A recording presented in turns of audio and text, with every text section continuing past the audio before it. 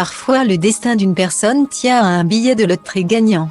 C'est exactement le cas de Margaret Lou Gray.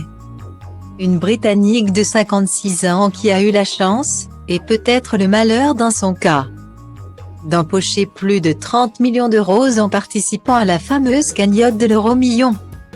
Une somme à même de changer la vie de n'importe qui, mais dans le cas de Margaret, on ne peut pas dire que l'argent ait fait son bonheur.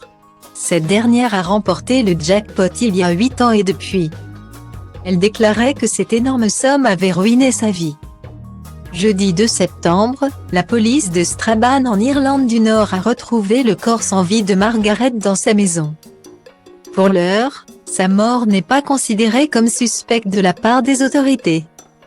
Après l'arrivée de la police, une ambulance est intervenue sur place, mais rien n'a pu être fait pour sauver la vie de Margaret Lou Gray. Un de ses voisins a déclaré au Mail Online que la ville était sous le choc de cette tragédie inattendue. Margaret était très connue et elle faisait beaucoup de choses charitables pour la ville. Les gens sont choqués, déclare-t-il. C'est en novembre 2013 que la vie de Margaret Lou Gray a basculé après sa victoire à l'euro-million alors qu'elle vivait à l'époque avec seulement 70 € par semaine.